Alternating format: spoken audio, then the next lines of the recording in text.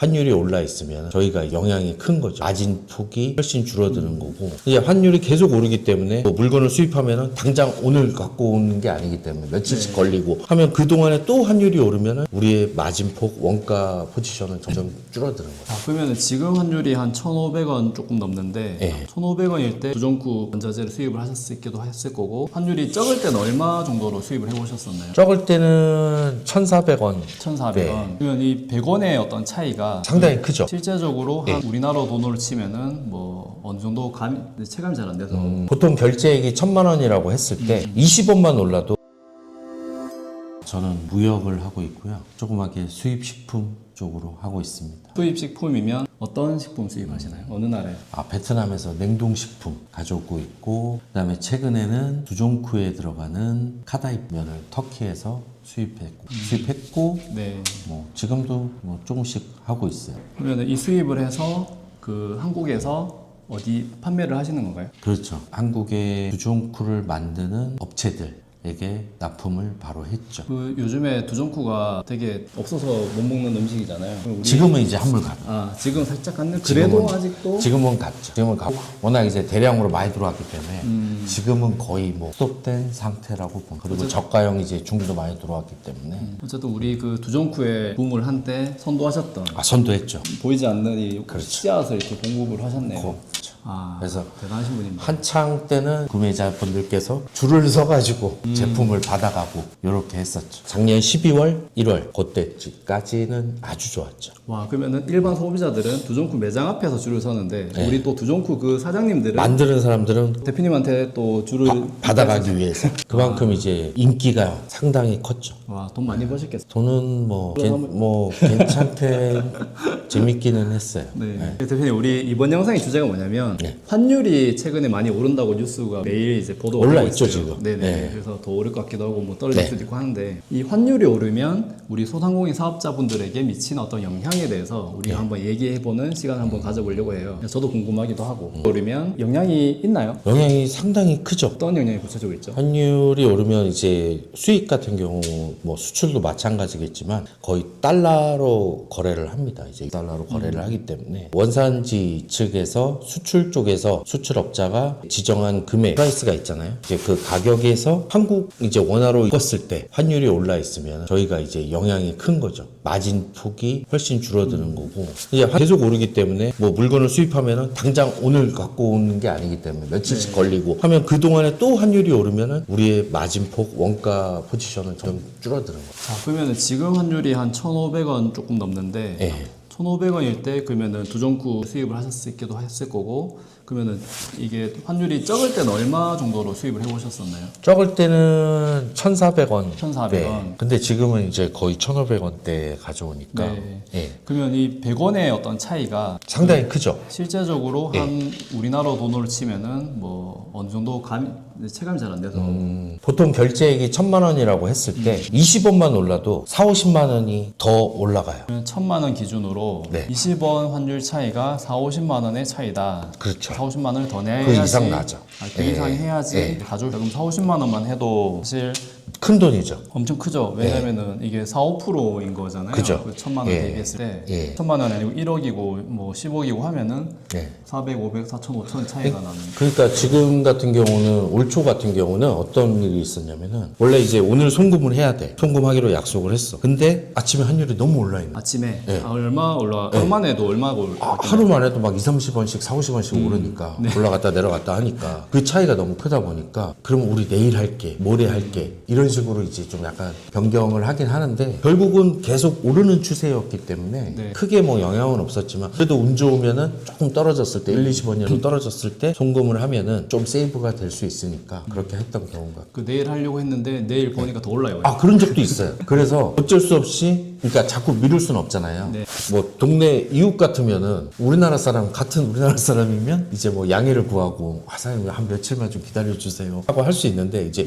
외국 같은 경우는 그런 신뢰가 없기 때문에 제때 입금을 해주는 게 가장 정확하죠. 네. 그러니까 앞으로 계속 거래를 위해서는 이제 뭐 손해보고 입금할 때도 있어요. 그래서 뭐 몇십만 원씩 손해를 볼 때도 있고, 저희가 이제 원가를 잡을 때는 원래 보통 이렇게 환율이 오른다고 생각을 못 해요. 못 하는데 갑자기 이렇게 경제가 환율이 상승을 하면서 어쩔 수 없이 저희도 손해를 감수하고 근데 원가는 우리가 판매가는 정해져 있을 거 아니에요. 네. 근데 환율이 오늘 20원 올랐다고 나 200원 더 올려서 팔게요. 뭐 300원 더 올려서 팔게요. 이럴 수는 없잖아요. 네. 예, 그러니까 그거는 어차피 감수를 해야죠. 그래서 올라서 그러니까 다 오른다고 보면 돼요. 그러니까 저희 같은 경우는 이제 해서 가져왔는데 네. 조건이 EXW 조건이에요. EXW가 뭐죠? EXW는 이제 동인도 조건이에요. 현지 그 터키 현지 내 공장에서 우리가 픽업부터 그 다음에 항공 그 다음에 한국에 도착해서 이 모든 비용을 우리가 모든 물류비를- 제가 다 비용을 내는 거죠. 그렇죠. 그러면은 달러가 오르면은 거기서 픽업 비용이 따로 있어요. 예, 픽업 비용도 올라가고 당연히 달러로 결제를 하니까 그 다음에 항공료도 당연히 올라가겠죠. 네. 다 달러로 결제를 하니까. 근데 그 예를 들어서 뭐 터키면은 터키 그 화폐가 있지 않나요? 아 유로를 씁니다. 아 유로를 예, 그러면 유로를 쓰고 터키는 리라를 많이 쓰는데 유로도 써요. 근데 대부분의 무역은 송금은 US 달러로. US 달러로 하니까 그럼 예. 그 나라에서 또 그 나라의 화폐에 또 맞는 교환 환전을 해야 되니까 예. 어쨌든 달러로 바꿔서 바꾸네요. 그렇죠. 그거는 이제 뭐 그쪽에서 하는 거니까 저희하고는 상관이 없고 저희는 무조건 달러로만 만약에 뭐 3,000불이다. 그럼 3,000불만 송금을 해주면 끝나는 거예요. 미치는 영향은 크죠. 네. 오늘 한 수입을 할 때 한 4-5% 아니 그러니까 20원만 올라도 20원만 올라도 4-5%가 더 그렇죠. 비용을 줘야 되는 거고. 그렇죠. 그럼 근데 이제 미치는 영향이라고 해서 말씀을 드리는데 이게 처음에는 체감이 좀 잘 안 될 수도 있어요. 근데 우리나라는 거의 다 수입을 하잖아요. 네. 수입. 특히 이제 중국 쪽에 아니면 동남아 쪽에 뭐 적게는 그 뭐 좀 유럽 쪽으로도 이제 수입을 하고 있는데 20원만 올라도 모든 원자재 가격이 다 20원이 오른다고 보면 돼요. 다이소에 뭐 종이컵을 만드는 이 펄프 원지도 수입산이잖아요. 이런 것도 20원씩 오른다고 보면 돼요. 근데 지금 이제 가장 중요한 건 뭐 환율도 올라 있는 상황에서 유가까지 올랐어요. 그러면 나는 차마 못 올리고 있었는데 네. 유가까지 올랐어. 그러면은 뭐 운송료부터 해서 뭐 생활 곳곳의 비용이 갑자기 올라가기 때문에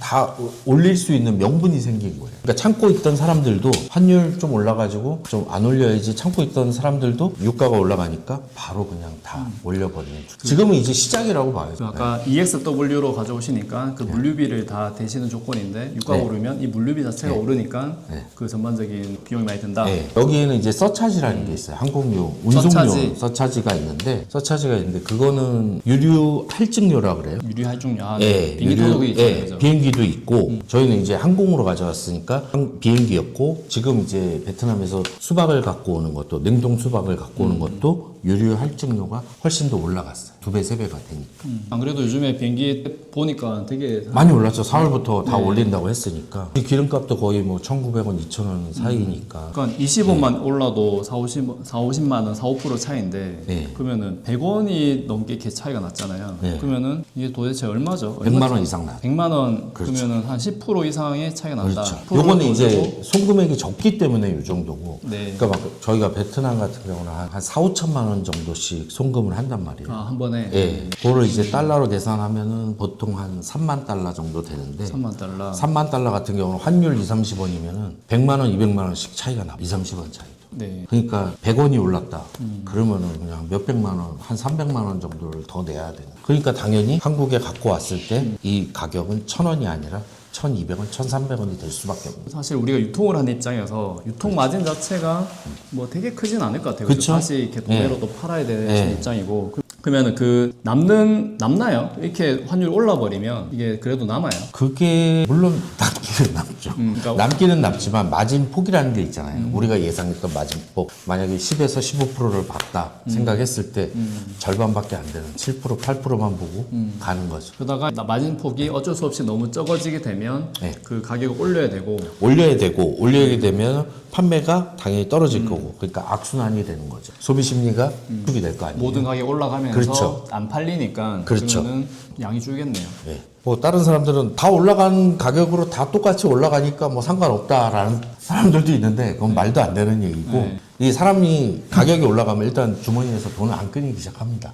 불필요한 것들을 안 사게 되고 그렇기 때문에 악순환이 되는 거죠. 그러면서 그러니까 마진도 적고 나라 이렇게 소비가 덜해지면서 나라 경제가 어려워지겠죠. 소비가 네, 덜해지니까 당연히. 사람들 구매를 안 하게 되고 구매를 안 하니까 또 이런 수입도 적게 되고 그러면 그렇죠. 네. 모든 게 다 줄겠다. 그죠? 줄겠. 환율이 오름으로 인해서 이 경제 자체가 되게 위축될 수 있다. 엄청 위축될 수 있죠. 결론은 이거네요. 네. 네. 1,400원대가 넘어가 버리면 지금 우리 원화 가치를 따졌을 때는 조금 무리가 있는 금액이죠. 환율이 오르면 전반적인 경제가 위축이 될 수밖에 없다. 그렇죠. 소비 심리가 네, 줄어들면서 소비 심리가 위축이 되면서 거래 규모가 악순환이 시작이 되는 거죠. 작성이 이제. 시작이 되고 예. 상대적으로 가치가 떨어진다. 환율은 잡아야 돼요. 무조건 잡아야 되고. 국가는 뭐 지금 전쟁 상황 때문에 불가피한 경우지만은 그래도 뭐 유가도 잡으면 좋겠지만 유가는 뭐 당장 잡을 수 있는 건 아닌데 환율은 좀 잡아야지 어느 정도 우리나라 그래도 좀 먹고 살고 알 있지 않을까.